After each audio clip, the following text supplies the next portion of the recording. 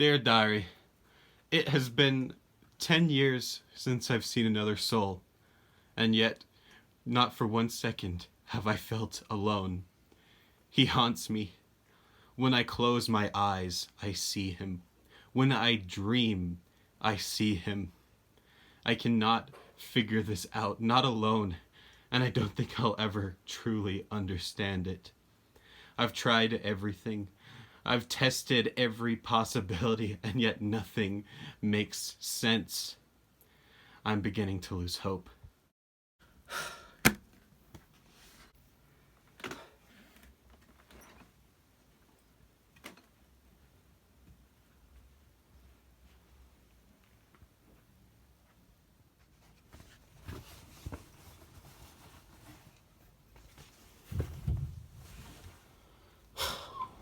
Hey Dex, Mom wants to know if you want the crust cut off your PB&J. Alyssa, come in, please. I like to look out this window and think. And do you know what I've been thinking about recently? That's right. Tim Allen's hit Christmas film, The Santa Claus. There's so many questions, so many plot holes that go unfilled. Like, what is up with the dead Santa? What happened to his wife? Why are all the elves so cynical and forgetful? And why was Jack Frost so horny for Tim Allen's mother-in-law? Some of these questions will never be answered. It's a great view, isn't it? Yeah. Alyssa, I think it's finally time that I show you what I've been working on. Come on.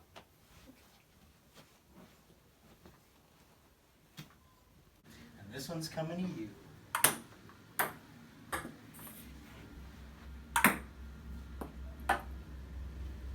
What are you doing here?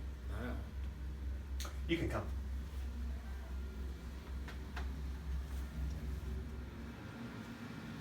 Come in. Have some refreshment.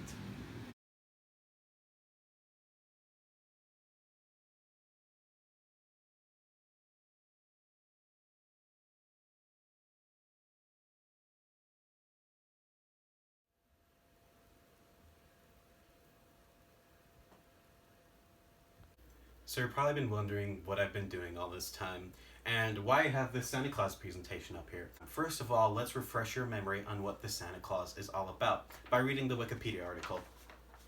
Divorced dad, Scott, Tim Allen, has custody of his son on Christmas Eve. After he accidentally kills a man in a Santa Claus suit, he is magically transported to the North Pole, where an elf explains that he must take the place of Santa before the next Christmas arrives.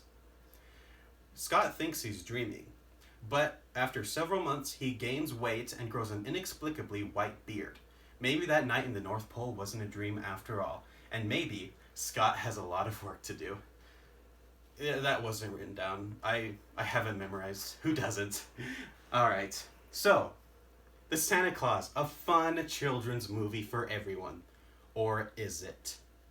I have a theory that is going to make you believe that the Santa Claus is actually evil. So let's go over the plot. The plot of the first movie. Scott, aka Tim Allen, which I'm going to be calling him from now on, has a son on Christmas Eve. He accidentally murders a guy in a Santa suit, and after he dies, he finds a card, and it says, "Put on the suit." And he's like, okay. And he gets transported to the North Pole by the reindeer, and then something strange starts to happen to him. Against his will, he starts to transform into Santa Claus. And as we all know, he takes the place of Santa Claus, and everything is happy in the end. Now for the sequel. As we know, Scott is divorced, and one of the elves suddenly comes up to him after all of his years of being Santa Claus and is like, "You need a Mrs. Claus, or else everything that we know is going to be destroyed. Christmas is over." To take his place while Santa Claus is off in the real world looking for someone to marry, they have this toy Santa take his place. But toy Santa turns evil and builds an army of toy soldiers that try to take over the North Pole until the elves ritualistically execute them all, and everything goes back to normal, and Tim Allen finally marries Mrs. Claus. I'd like to miss her claws. Who said that? I did. Oh, really, Mr. Martinez? And how does that make you feel?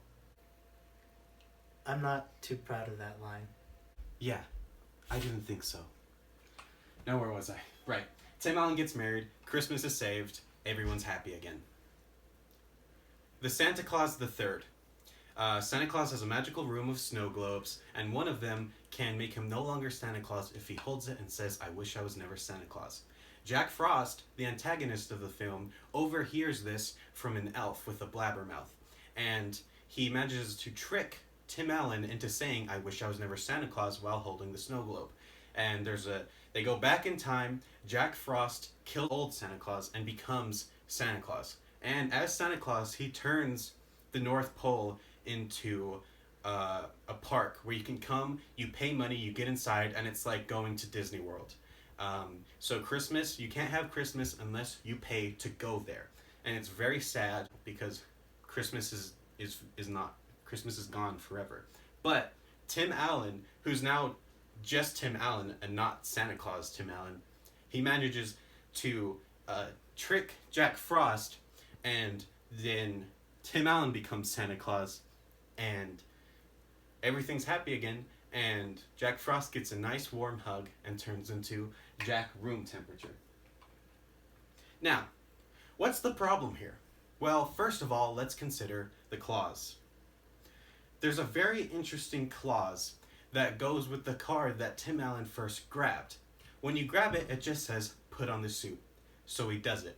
But what he doesn't know, in very small lettering, is there's strange wording that forces him to do something. First of all, what is a clause? Well, a clause is a group of words. Who threw that? I'm looking at you, Mr. Martinez. Why is it wet? Okay. A clause is a group of related words that contain both a subject and a verb predicate. But I don't think that's the type of clause that we're using here.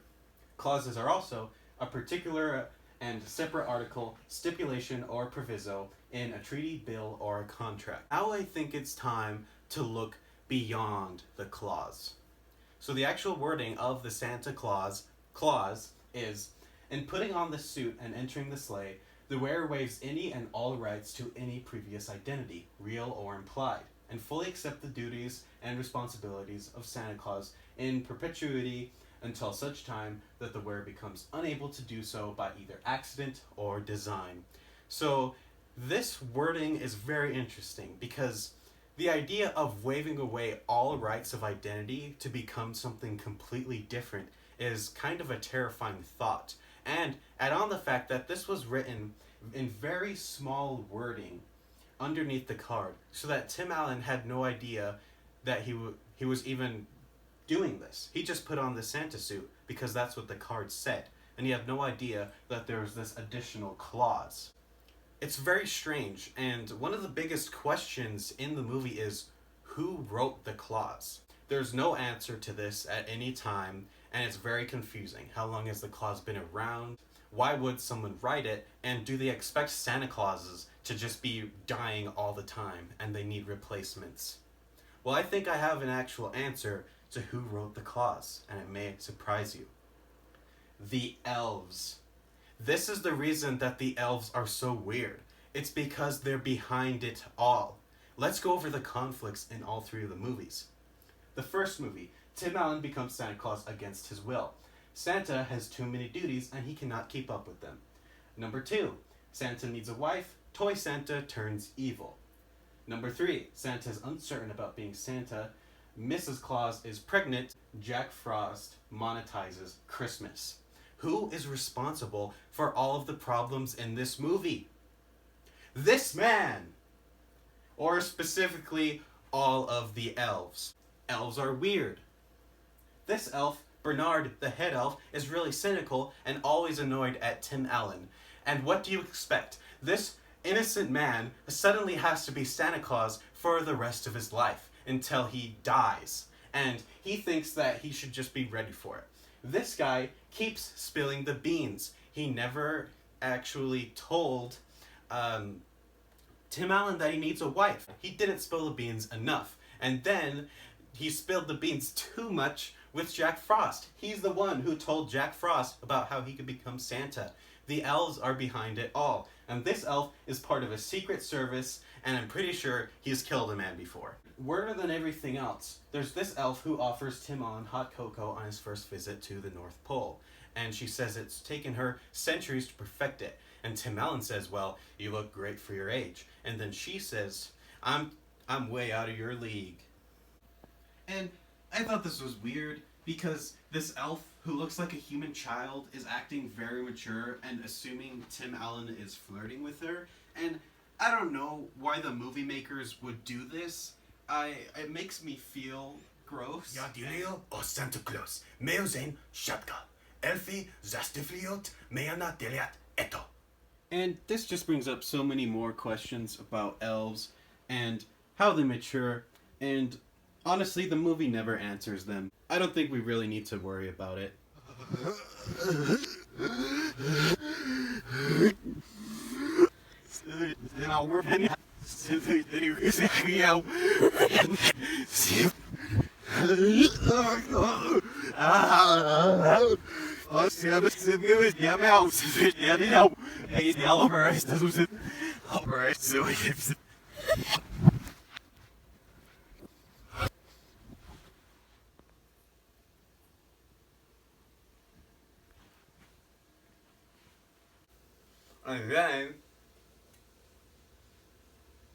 And then there's this even weirder scene where Tim Allen is changing in his room, and these puppets scream in terror. And it's weird because why are these puppets sentient, and why are they in Santa Claus's private room? It doesn't make any sense, and it's just weird, but that doesn't have anything to do with the theory. Moving on. So where's my proof? I keep saying the elves are evil. The elves are behind it all. Well, now I'm finally going to show you the proof. First of all, who built evil Toy Santa? The Toy Santa who turned into a dictator and tried to take over the North Pole. The elves. The elves built him, and because they're inherently evil, whatever they build is also evil. And so this robot that has sentience actually was able to use that evil against the North Pole. What else is bad? Jack Frost. Jack Frost is evil. He also tries to take over the North Pole. What does Jack Frost have to do with elves? I'll tell you. Notice something interesting about his character design. Pointy ears. What is the most famous thing in popular culture that has pointy ears? Elves. Jack Frost is an elf, and he is evil, just like all the other elves. And it's not just because they match his frosted tips. He even has pointed ears when he turns into Jack room temperature. It's very obvious. Last I checked, Martin Short doesn't have pointy ears. The movie creators did this on purpose. The other magical creatures don't have pointy ears. Tooth Fairy, normal ears. The Easter Bunny, he has pointy ears, but they're a different kind of pointy ears. Mother Nature, Father Time, no pointy ears. Sure, you can't really see their ears, but still. Jack Frost is an elf. He is an aged elf. We've never seen an elf as old as Jack Frost, but elves do age. Bernard, the head elf, who obviously has the most experience, making him the oldest, is visibly older than all of the other elves. They do age just slowly compared to humans. And Bernard mysteriously disappears. Where does he go? I think that they are shipped off into the cold expanses of the North Pole, outside of Santa's toy shop. This is why Jack Frost has magical cold powers. He is going off to become the next Jack Frost in the cold. That's why we never see him. That's why no one ever mentions him. Who stands to gain but the elves? I'll tell you. But first, I'm pretty thirsty.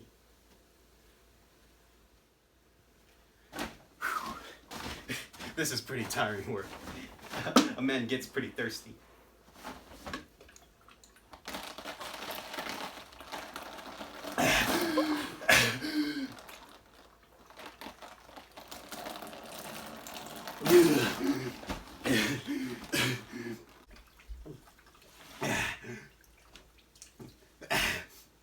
Tasty. You guys sure you don't want any? Hold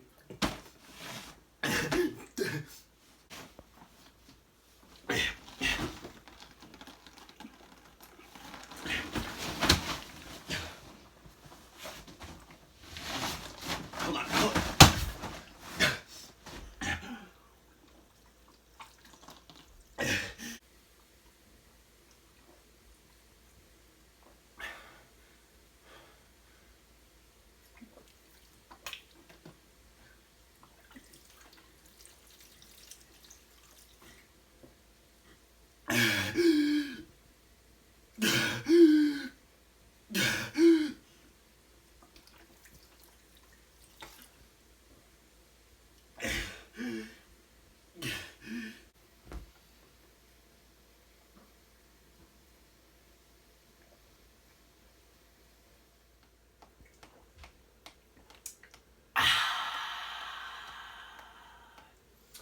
That hit the spot. Alright. Anyway, as I was saying, who stands to gain but the elves? I'm gonna reveal the whole story to you, and then you'll learn. This is gonna make it all make sense. I swear. Okay, the real story. There's this group of elves who are basically humans, except they age very slowly. And they realize that children's happiness is a great source for magic. So they find this guy whose name is Saint Nicholas, the first ever Santa Claus. And so he's like, oh, I'll help all the little kids. But the elves secretly want to use him for their own benefit. And so they create the Claus, the very first Claus. Because Saint Nicholas is a human. And despite all their elf magic, he ends up dying eventually. Once he dies, they're like, what do we do now? The Claus. All of those millennia, we come to present day, and there's trouble in paradise.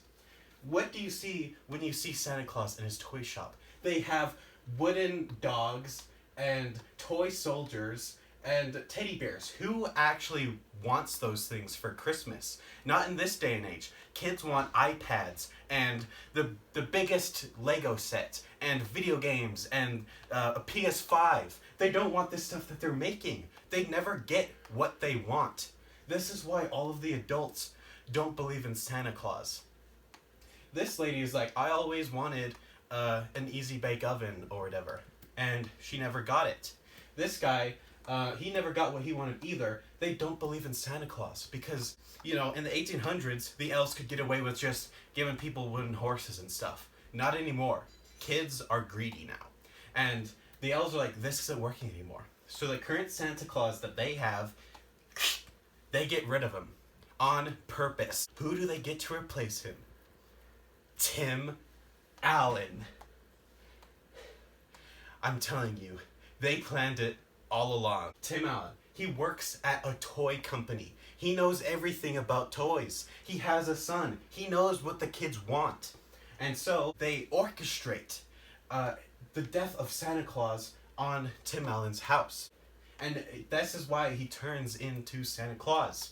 And you don't believe me. There's no proof to the fact that they scoped out this guy and made him Santa Claus. Or is there? This is Tim Allen's boss. And this is Father Time. See the resemblance? They're the same person. The elves used Father Time, whether or not Father Time actually thought that the elves are evil.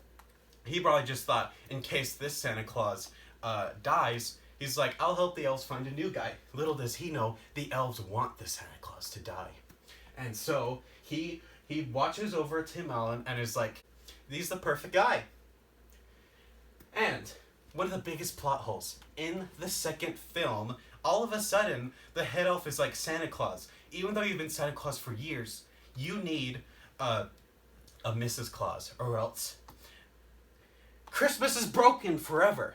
Why didn't they tell him this? And also, what happened to the old Santa Claus's Mrs. Claus? When Tim Allen shows up the first day, there's not a Mrs. Claus. They're like, where's my husband? Why is he dead? And it's because he never had one. The old Santa Claus didn't need a Mrs. Claus because the elves never made him get one. It's the elves who want the Mrs. Claus. This theory fills in all the plot holes, and it explains why the elves don't care that old Santa's dead. They wanted him dead. The old Santa Claus didn't die in an accident. It was designed by the elves. It's right in front of our faces in the claws. And what does Santa Claus do with Mrs. Claus? He gets her pregnant and gives birth to a baby. And that baby is going to be the next Santa Claus.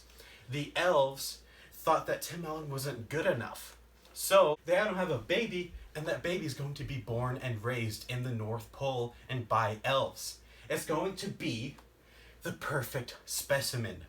This is the elves' plan all along, to get the perfect Santa Claus so that they can continue to feast on the dreams and happiness of children forever. And that's the thing. Please hold your applause. So what'd you guys think? I don't get it. I'm gonna be honest. I never watched the Santa Claus movies.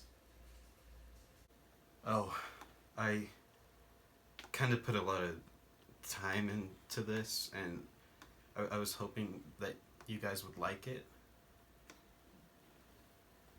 I think you need to take a nap. Come on. Okay.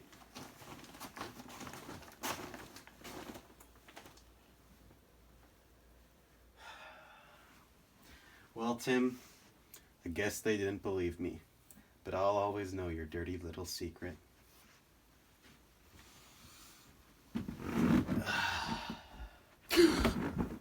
In Rudolph's Red-Nosed Reindeer, why is Rudolph born with a weird nose? Dax, stop. Stop. Go to bed.